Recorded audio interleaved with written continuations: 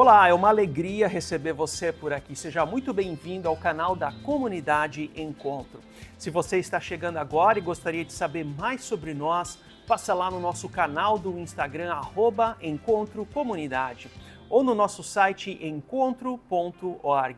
Nós somos uma comunidade localizada na região da Grande Florianópolis. Nos reunimos sempre aos domingos, às 19 horas, aqui no Centro Empresarial Terra Firme, no Auditório Ático. Para você que reside aqui na nossa região, você é muito bem-vindo para estar com a gente aqui, presencialmente, ok? Vamos lá! Nós estamos refletindo ao longo do mês de abril a partir dessa série de palestras, Heads On, Hábitos de uma Espiritualidade Saudável.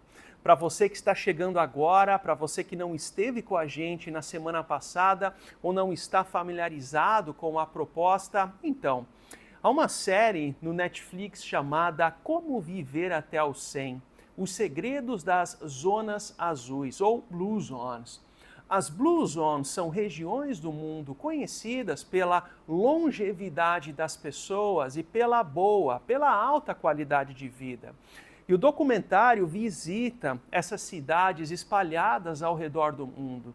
A ideia é entender o porquê. Por que as pessoas vivem mais nessas regiões, nessas Blue Zones? E como vimos na semana passada, há um fator crucial que faz com que as pessoas vivam mais nessas regiões. Em primeiro lugar, no entanto, esse fator não está na geografia.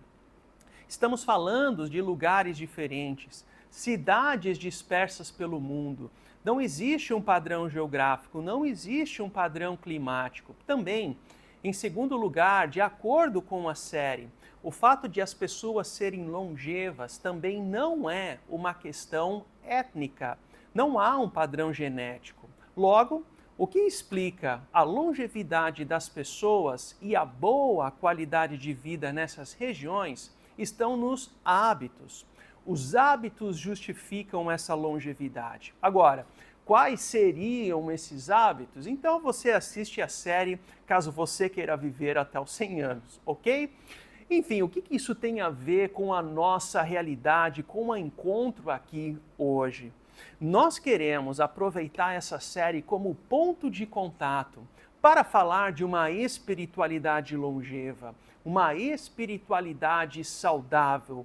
Por isso esse jogo de palavras Heads On, Head do vermelho, que aponta para o sangue de Jesus. Com isso, o nosso ponto de partida para uma espiritualidade longeva, saudável, não está na nossa performance religiosa, não está em cumprir uma lista de deveres e tarefas, não, mas tão somente a partir do sangue na cruz. O sangue na cruz.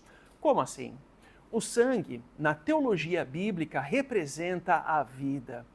Nos rituais de sacrifícios ao longo de todo o Antigo Testamento, o derramar do sangue representava a entrega de uma vida em lugar de outra. Um animal inocente, puro, sem defeito, era sacrificado no lugar da pessoa pecadora. Essa era a lei. Mas talvez agora, para nossa mente contemporânea, a pergunta talvez seja, mas por que algo tão brutal? Por que o sacrifício? Por que a morte de um animal? Não havia outro jeito? Veja, na narrativa bíblica, o pecado é tão sério, na nossa cultura hoje nós suavizamos, mas o pecado é algo sério ao longo de toda a sabedoria bíblica. E isso exigia um custo. O pecado exige morte. O sangue derramado do animal no lugar do pecador era sinal de perdão, era sinal de restauração no relacionamento com Deus. Assim, por causa de Cristo na cruz, nós temos o que o reformador Lutero chama de troca maravilhosa ou troca perfeita. Um ser humano perfeito aos olhos de Deus, sem pecado, ele se sacrifica por nós. O próprio Filho de Deus assume essa posição, assume a nossa culpa e pecado. E por causa do sangue nós temos um novo começo. Por causa do sangue nós temos perdão no relacionamento com Deus. Logo, se queremos falar de hábitos saudáveis, uma espiritualidade saudável, uma espiritualidade longeva, é somente a partir desse relacionamento com Deus, agora restaurado pelo sangue. Caso contrário, é peso, é esforço, é algo meramente sustentado apenas pelas nossas próprias forças. Retomando essa frase do pastor Greg Groeschel, se você quiser viver bem, mude os seus hábitos. Se você quer mudar os seus hábitos, mude o seu coração. E esse é um ponto importante para não confundirmos hábitos espirituais saudáveis com força de vontade. Nós estamos falando aqui nessa série de mudança do coração, moldado não por nós mesmos, mas pelo sangue de Jesus na cruz.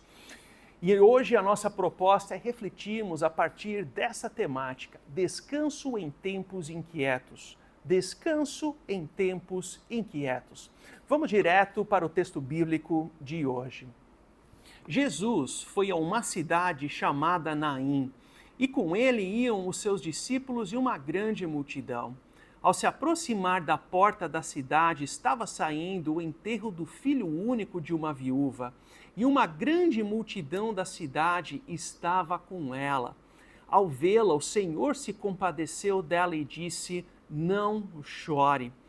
Depois aproximou-se e tocou no caixão, e os que carregavam pararam. Jesus disse: "Jovem, eu lhe digo, levante-se." Ele se levantou, sentou-se e começou a conversar, e Jesus o entregou à sua mãe. Todos ficaram cheios de temor e louvaram a Deus. "Um grande profeta se levantou entre nós", diziam eles.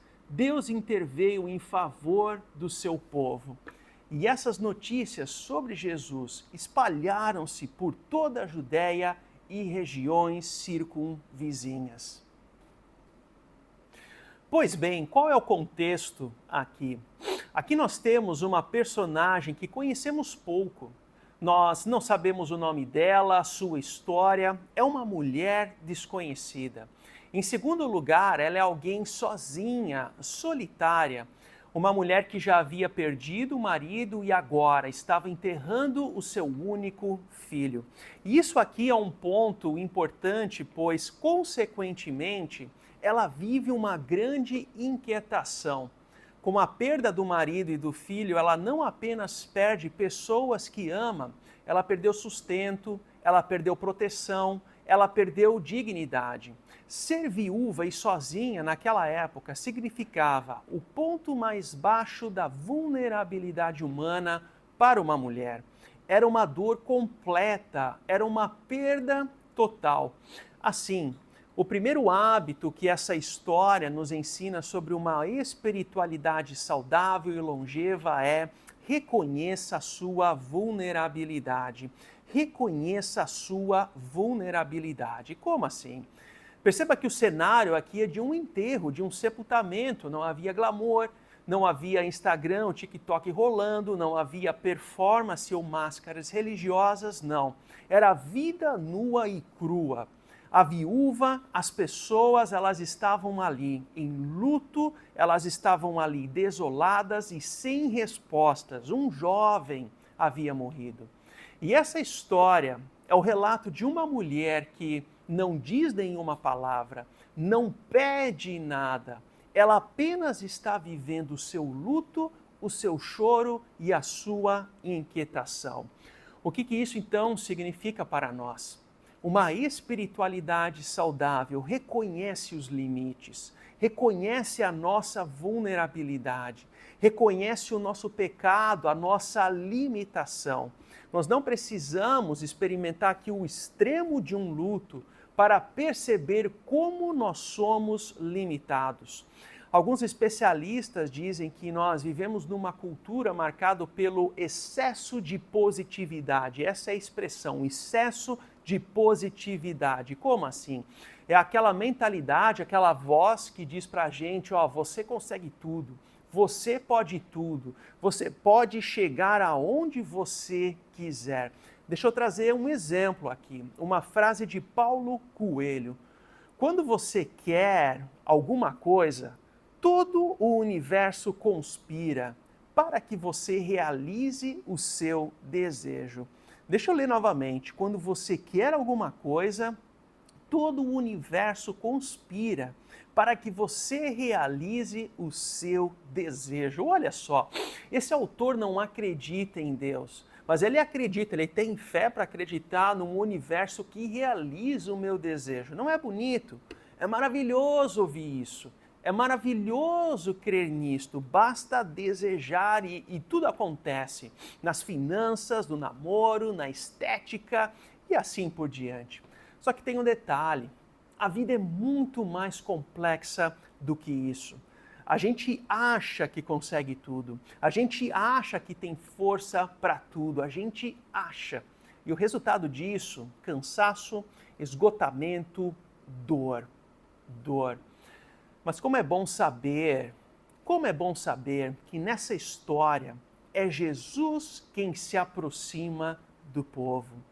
Veja o destaque aqui no texto. É Ele quem vai ao encontro daquela mulher e das pessoas. Note, quando estamos cansados, Ele vem até nós. Quando não há mais força, Ele se aproxima, não na nossa força, não no nosso glamour, mas na nossa vulnerabilidade, quando reconhecemos a nossa limitação e o nosso pecado.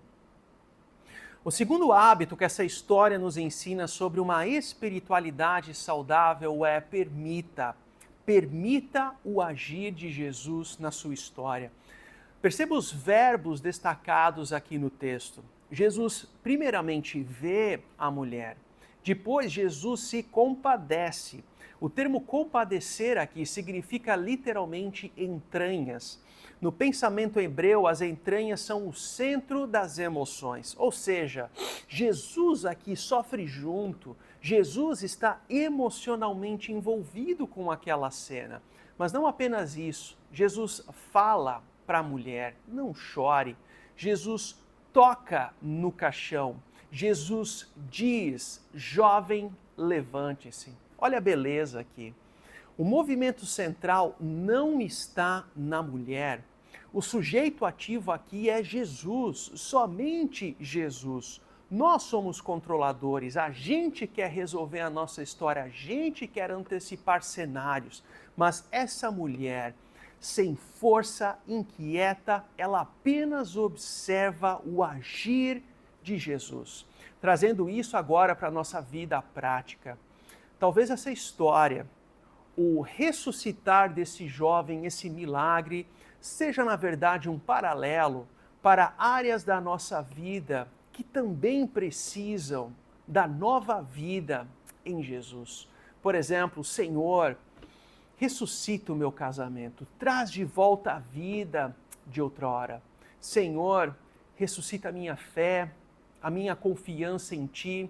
Senhor, ressuscita a minha esperança, ressuscita a minha empresa, ressuscita os meus vínculos, traga vida, aquilo que eu já desisti de tentar.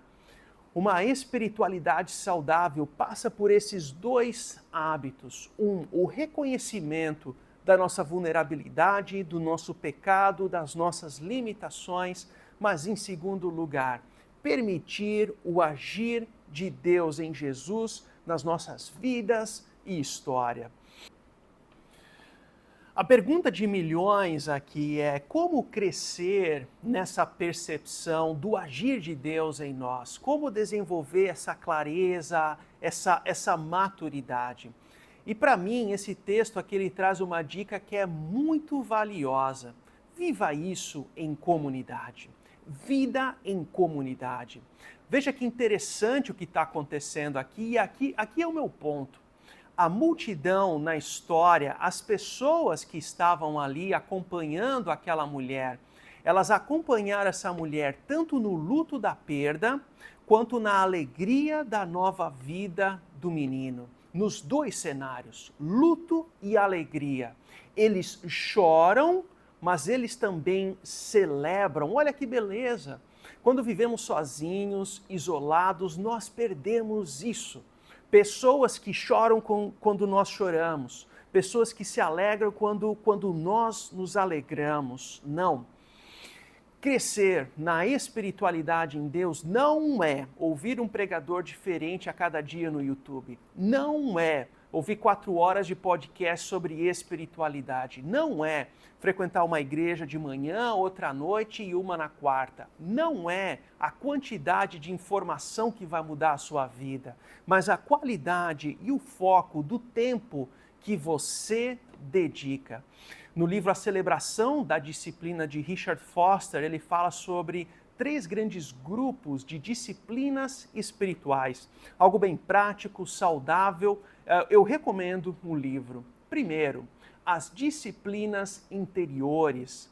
Meditação na palavra, oração, jejum, estudo e reflexão em literaturas saudáveis, ou seja, práticas e disciplinas que você realiza no seu dia a dia. Mas também existe um segundo grupo, as disciplinas exteriores, ou seja, focadas na vida prática.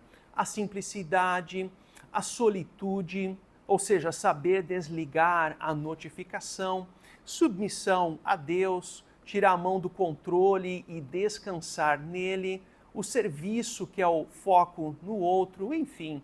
O livro explora cada um desses grupos de uma forma bem prática. Mas agora, olha que interessante. Existe também uma dimensão coletiva de hábitos espirituais, que não acontece sozinho. E o autor lista quais seriam esses hábitos. Confissão de pecados, pessoas próximas que caminham com você, um abraço que nos acolhe, adoração, um momento aos domingos, planejar o dia em praia, em família ou na serra, mas também contemplar momentos de comunhão em nossos contextos dos encontros. Direção espiritual, alguém que caminha com você para discernir a vida, mentores, pessoas que passaram pelos mesmos desafios que você e agora elas são voz de sabedoria. Por fim, mas não por último, a celebração. É justamente isso que acontece aqui no nosso texto, na nossa história. Reconhecer aquilo que Deus está fazendo em nosso meio. Descanso em tempos de aflição. Existem outros hábitos que poderíamos mencionar aqui, mas o centro aqui é claro. Uma espiritualidade saudável não se sustenta apenas no individual. Ela também se constrói no coletivo. Nesse tema, essa frase do pastor luterano Dietrich Bonhoeffer sempre é muito preciosa. Quem não suporta a solidão, que tome cuidado com a comunhão. Quem não se encontra na comunhão, que tome cuidado com a solidão. Quem não suporta a solidão, que tome cuidado com a comunhão. Quem não se encontra na comunhão, que tome cuidado com a solidão. Interessante, cuide com a solidão. É aqui que muitos se perdem, eles querem Deus, mas sem as pessoas, querem espiritualidade, mas sem relacionamento. O reino de Deus não funciona assim.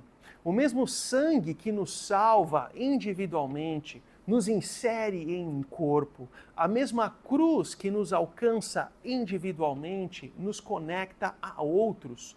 Por isso, andar sozinho pode até parecer mais fácil, mas sempre será mais frágil. É na comunhão com outros que somos encorajados, confrontados. É na comunhão com outros que nós crescemos numa espiritualidade longeva e saudável. Concluindo, eu fiquei muito triste essa semana com o falecimento do Oscar Schmidt, multicampeão, um dos maiores nomes do basquete. Ele tinha um apelido carinhoso de Mão Santa. E certa vez, quando o chamaram de mão santa, ele respondeu: mão santa que nada, é mão treinada. Em uma entrevista, ele disse que depois de cada treino, ele ainda fazia pelo menos 500 arremessos. E ele só ia embora depois de acertar 20 bolas de 3 seguidas. Olha só. E quando chegava nesses 20 acertos, ele não parava, ele continuava só para ver até onde ele conseguia ir. Ele chegou até 90 acertos, 90 cestas seguidas de 3 pontos. Olha só, vejam, para o Oscar Schmidt não se tratava meramente de talento, que óbvio ele possuía, mas também era amor, era paixão, era ritmo, era constância.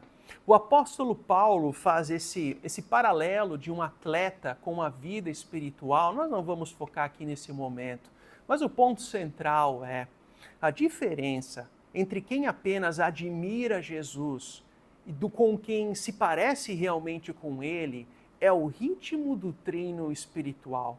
Talvez na sua vida você esteja esperando uma mão santa, um momento extraordinário, uma experiência espiritual épica. Mas Deus, Ele te convida para algo muito mais profundo no ordinário da vida. Uma caminhada contínua com Ele, uma caminhada constante de ritmo com Ele, uma caminhada de hábitos espirituais na vida privada, mas também na vida em comunidade. E esse é o local do sangue. O sangue na cruz é o ponto de partida que nos traz descanso. Por isso que falar em hábitos espirituais não é um peso, porque Ele já fez por nós. É o descanso de que Deus cuida, Deus sustenta. Uma espiritualidade saudável não é um papo para sermos aceitos por Deus, mas sim porque nós já fomos aceitos por Ele. E assim, nós queremos cultivar esse relacionamento com Ele nas nossas vidas e histórias. Como diria essa frase de Billy Graham, a cruz e o sangue gritam duas coisas para mim todos os dias. Você é indigno, mas você é amado. Que o Senhor te abençoe e te guarde e até semana que vem.